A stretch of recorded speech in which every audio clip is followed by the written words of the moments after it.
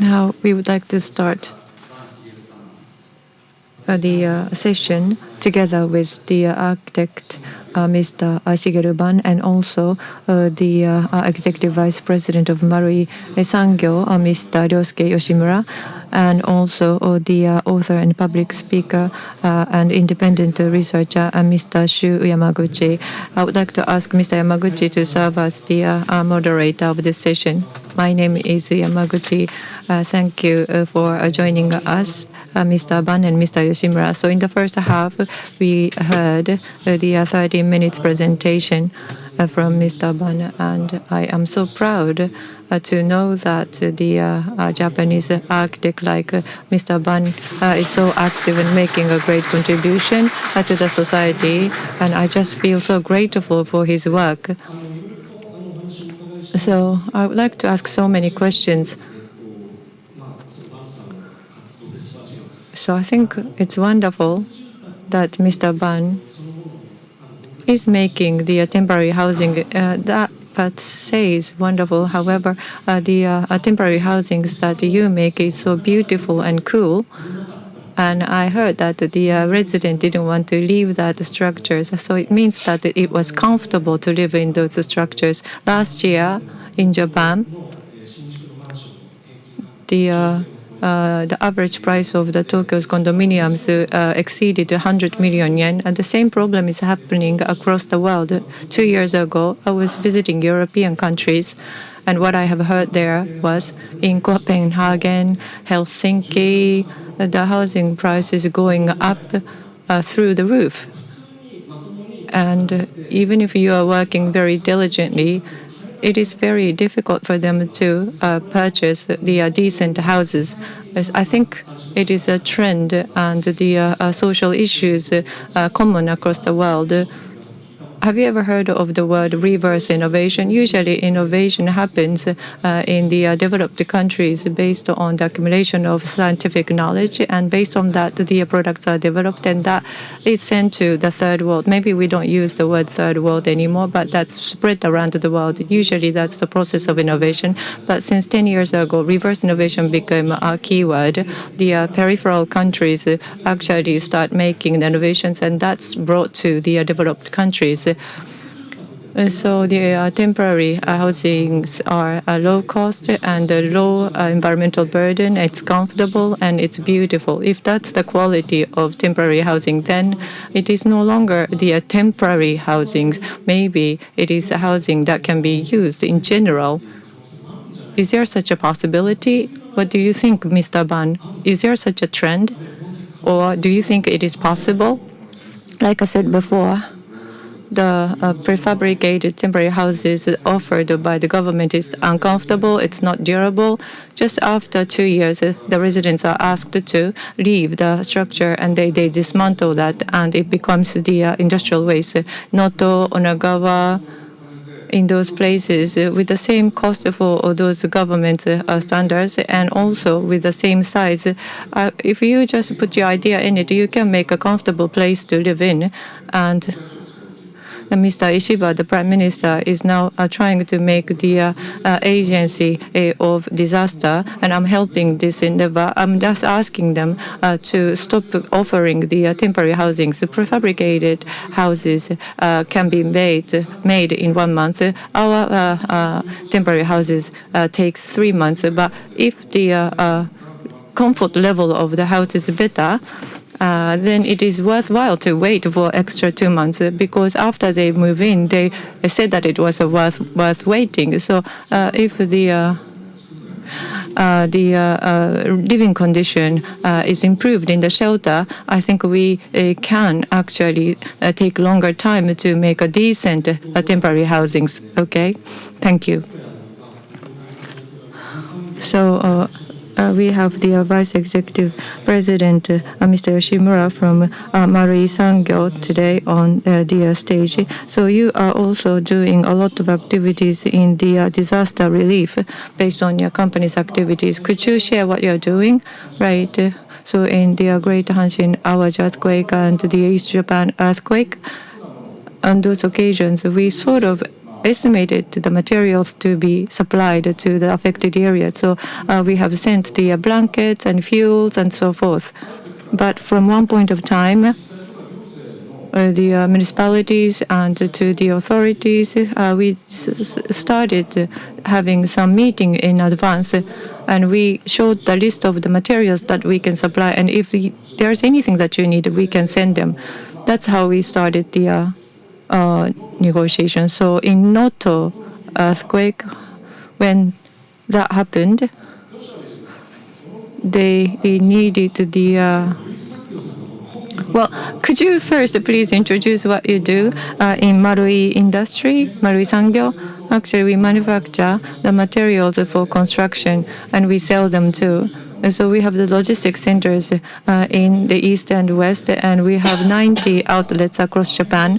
So construction materials-wise, we do have ample inventory. So when the Noto earthquake occurred, they needed the sack to put the sand to make the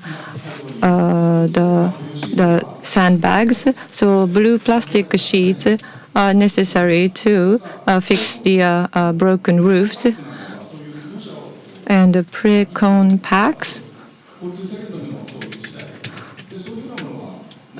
Those materials were hard to come by at the time. The flexible container bags were short in supply at the time. So about 10 million flexible bags and also blue sheets were supplied to them at the time. And I asked where we should send those materials, but the thing is that there was nobody to receive the materials, so we had to bring the materials ourselves. So not only in Japan, you are actually proactively providing the disaster relief overseas as well. Actually, we do not have the outlet overseas, so we're not that proactive. We did something for the Ukraine support, but we actually donated money. Okay, I understand. So from the audience perspective, Yoshimura-san and Ban-san, how come you are on the same stage together? Maybe they are wondering that they have the relationship through the disaster relief activities, but they also have the long-standing relationships. And the Mr. Ban showed us the pictures of the museums in the presentation. Actually, this project of the museum in one place was initiated by you, right, Yoshimura-san? Yes. Shimos Yumiko was the president, and her mother, Shizuko of Shimos, they are the founder of the MARUI SANGYO, and they had a private collection of artworks. But at one point of time, they wanted to make use of the artwork. They didn't want to keep them in the warehouse and decided to make it available for public viewerships. And we asked Mr. Ban to design the museum for Shimose Museum. So in the ante room, we were having the meeting, and Mr. Ban is busy around the world. He's working on many projects at the moment. And how come you decided to take the job from MARUI SANGYO?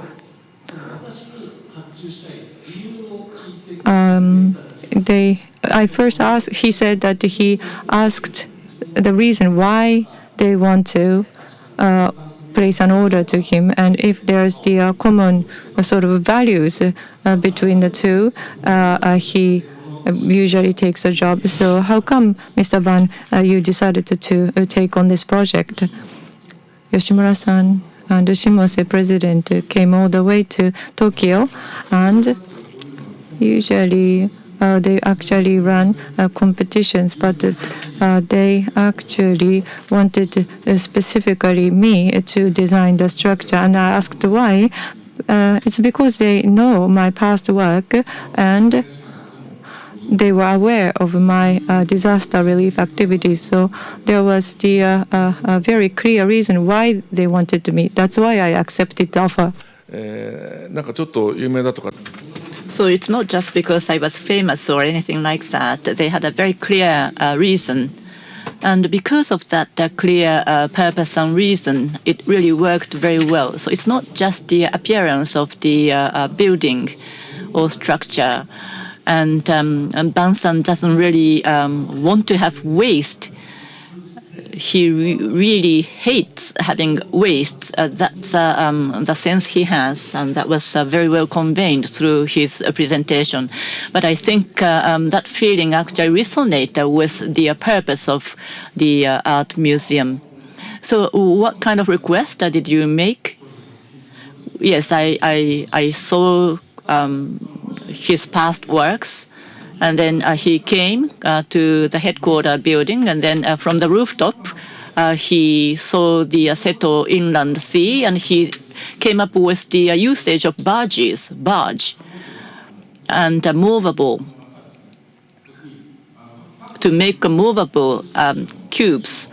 So 60 centimeters rise of the water can make them very easy to be moved around.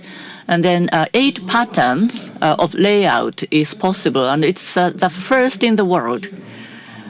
And it's so beautiful. The design is really beautiful, and it's the first in the world. So I really, really wanted to realize this. So actually, I was a researcher at the University of Art History. So in terms of constructing a museum, there's always a fixed format, like making a white cube or a black box. But then this museum is so free. It's based on such a free idea. So using containers, and then the Seto Inland Sea is a place of shipbuilding. And then my grandfather was also an engineer of shipbuilding in Okayama. So I think this very place of the Seto Inland Sea, did it actually play a very important role? That idea, was it very much closely connected with this topology, with this place? Yes, because of this existence of the Seto Inland Sea, I think this Shimos museum was possible. And those barge is made by a shipyard, and then 6 millimeters iron plate. When heat is applied, iron can be flexible, and then they made precise right angles, and then they transported these plates to the place with a huge barge, and then we made those cubes. So the shipbuilding engineering with this art design were combined in this place of Seto Inland Sea, and it was awarded, right? Yeah, last year in UNESCO, the most beautiful museum award was granted to this museum. Thank you very much. That's wonderful. So cultural tourism became a hot topic around 2000. Frank Gehring in Bilbao brought a lot of people back to that town. And we now have over 40 million people coming from overseas, inbound tourists. So how did the place or the region changed? And the creation of the museum actually affected your employees also, right? Yeah, in the construction industry, we develop, manufacture, and also sell products, and it's a B2B type of business model. But with this museum, I think the employees got motivated more. And then MARUI, our company, branding actually went up. And young students now want to work for us. Can you actually feel that change? Yes, I think around a little less than 150 young people joined our company. I think it's double the number compared to the last year, and I think it's actually thanks to the museum. 1/3 of the visitors of the museum are from overseas, right? Auver Rouge is also made next to the museum so that people can stay. That's the idea of Bansan, right? And then that was right after the COVID was over, and then inbound people were just returning to Japan, and then you completed this. But then construction cost was not that high, so I think this project really worked perfectly with all those elements in place. So I think any successful architecture always is blessed with a good timing. That's my feeling. So moving on, oftentimes I ask this question. If the Earth is no longer livable, and some people talk about moving out to the Mars, but to another, if people are to move out to the space, you can't really bring everything. So if there's one thing you want to take from Japan, what is it? So I always ask this question in a university or in elementary school. And there's a list of 100 things. And then what's interesting is that 90% of the answers are something to do with things that were made before 19th century, like Ise Shrine, Katsura Shrine, and other things. And then Japan had a great economic growth. With GDP rising very rapidly. GDP stands for gross domestic product, meaning that it's a production, meaning that we make things, manufacture things, and we grew our economy. But then we didn't really see anything that was made in the 20th century on the list, like Kabukicho in Shinjuku or the highway in Nihonbashi, but these are not the things that come on the list. Students don't pick those things. So as we are all involved in manufacturing in a day-to-day business, but when you move to another house, if there are things that you leave, do not take with you, they become wastes. And then I ask manufacturers always, why is it that you don't want to take the things you are making? So what you are making, are they wastes, I ask, and then they can't answer my question. But Ban-san, you are an architect, and Yoshimura-san, you are in the position to support architecture. So from the perspective of manufacturing, what kind of a responsibility do you feel? I am sure that you have an acute sense of responsibility. Ban-san, in your case, about that big roof ring of Expo, I think you sort of criticized it. So what do you think? Yes, I think you have to think about the entire life cycle, and commercial buildings are all temporary. So they are easy to demolish, and what happens to the materials? That has to be all taken into consideration. Expo is only for 6 months, and wooden structures are popular. That's why they used wood. And then if you use a steel structure and then just put the wood on the surface, that was all right, because steels are quite cheap. But it's because popular, they use the wood just for temporary buildings, and they are going to demolish those things. Like that ring. After the demolition of the ring, the designer and even the Expo Association never thought about it, and then they still spend 35 billion yen to just make waste. And they are now discussing how to make use of that ring, but then of course it's not really usable because that was not designed that way. And of course, trees may grow, but they are very important materials. Therefore, you need to have this life cycle thinking. That's a very important concept in architecture. Well, Japan was actually good at it, right? Like old farmers' houses, they can be transferred to another places, and all the materials could be used. So in terms of sustainable, we were very much ahead up until the Edo era. in Japan. But now, in terms of the wood structure, we are very much behind, as Ban-san pointed it out. So have we lost such technologies? And is it because of the spirituality we have? Like whatever new is always appreciated, and then we just build new things, we destroy things, and then the urban landscape has really changed so much. So the spirit of product making, even before that, I think we have to really review our basic thinking toward everything.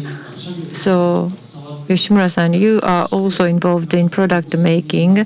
What kind of a sense of issue and responsibility do you have?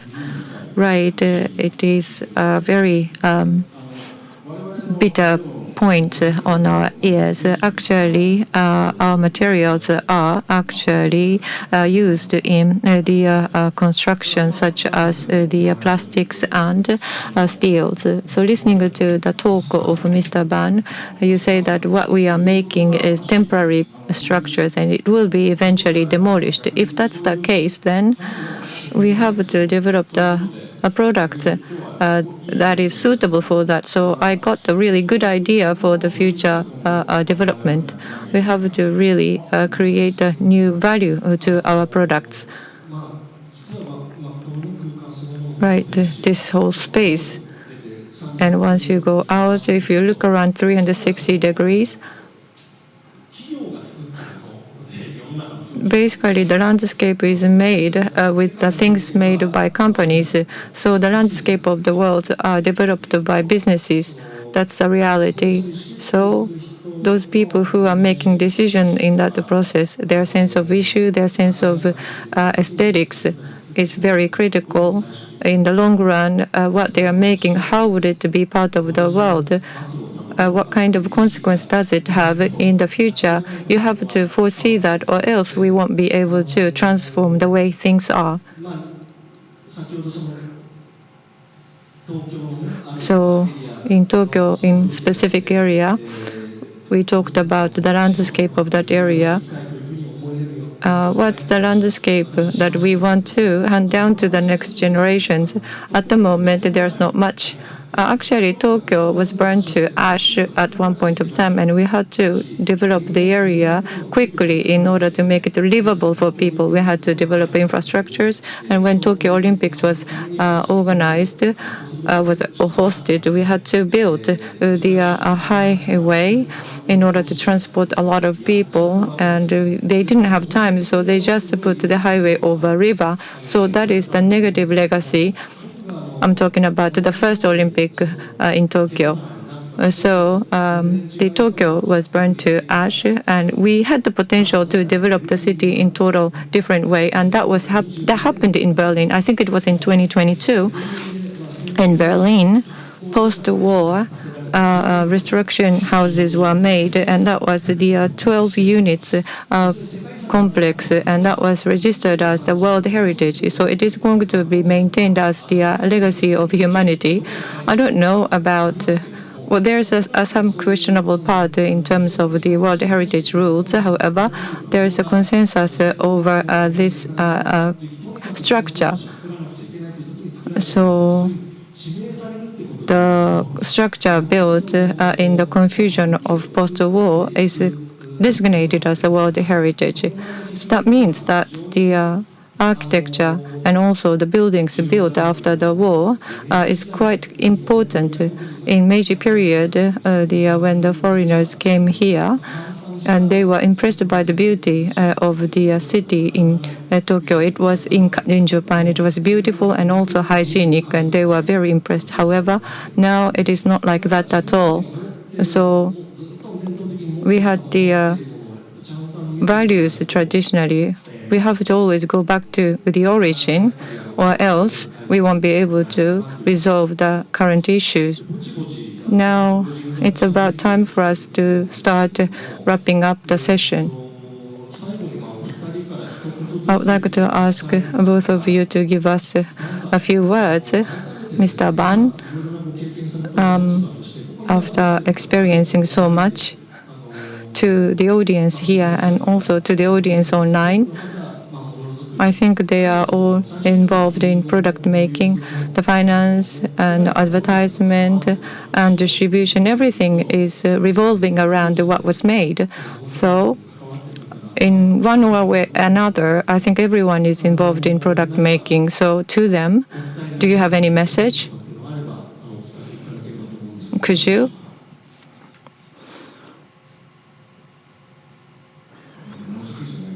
It's not really about product making, but I think the issue is education in Japan.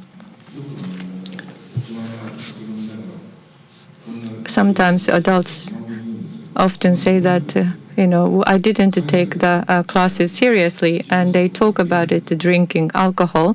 But in overseas, it is unthinkable. And we often now say reskilling, but we don't have any skill to begin with. So actually in the US, 330,000 Indian people are studying in the US. So there are a lot coming from China. But in Japan, Japanese students, only 10,000 people are studying in the US. So I think we are lagging behind. And the critical issue is education.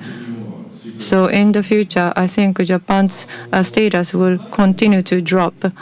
So studying abroad, well, after graduating from high school, you went overseas to study, right, Mr. Ban?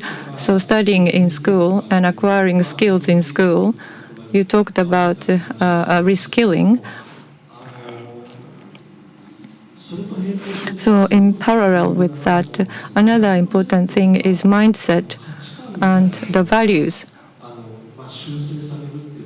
That also needs to be reviewed, I think. So the other day, 2 years ago, I visited Northern European countries and I had a discussion with the leaders of companies. What's most promoted is commuting to companies by bicycles. That was actually the sea freight companies, and that was called AP Maersk, and half of the employees are commuting by bicycles or use the tram or trains. And if there's no way to come to school other than that, then you can use the automotives. But the electric vehicles can have a better parking slot, and the petrol-based cars will be parked in the most distant parking lot. And so that's the mindset. In Japan, yes, the education and skills opportunities are now getting smaller, but look, we have to also understand the issues, the common issues in the world. What's common issue and what's not needs to be understood. About 5 years ago at Davos conference, actually the panelists are all men. Today that's the case, but even like 5 years ago when the panelists were all male, then the audience boo and then they just leave the conference room. So we have to understand the standard, global standard.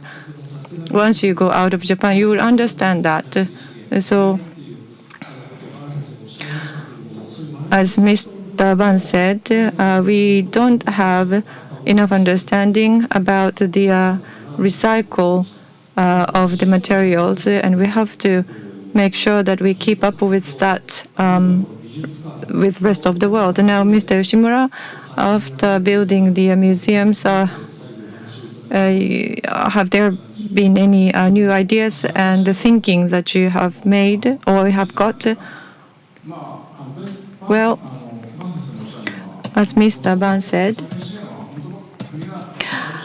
actually, the disaster relief is something that needs to be led by the government. I agree. The government needs to implement more proactive initiatives, but the situation is so dire now. So we just do whatever we can do in our capacity, offering the flexible pack and also blue sheets, whatever that's available, we can supply them because we have the inventory and the outlets across Japan, so we can deliver them. So we also share this story with clients such as general constructors and subcontractors. And they say that, can we do something also? I think there are companies which are strong enough to participate. So if we can make a network of these companies, we'll be able to supplement the effort by the government. So this is something that I want to continue. And on top of that, so our company made the museum and got the award of the world's most beautiful museum, although that we are not in art industry. And in Otake of Hiroshima, we made this museum, and from across Japan and world, people are visiting us. And Otake is now becoming a city of culture. 先ほどバン先生とも話したんだけど、 So as I discussed with Ban-san, this is something that we need to maintain. And then Ban-san said, no, we have to evolve. So our museum also needs to evolve. Be it a museum, be it a disaster relief, it's very important to continue doing what we are doing. So that's something I would like to stick to also. Yes, making a museum is something that's pondered by many companies. But over time, museum can evolve to become a wonderful museum. So a museum can grow into a wonderful museum, and that the growth part is the most difficult part. So I'm sure that you will encounter a lot of challenges going ahead. So the Seto Inland Sea is an area where we have a lot of the art tourism, a lot of inbounds coming. So I'm sure that you can have high expectations for this museum as well. So once again, Ban-san, an architect, and also Mr. Yoshimura Ryosuke, Executive Vice President, MARUI SANGYO. Thank you very much for taking part in this panel discussion. I truly appreciate your attendance.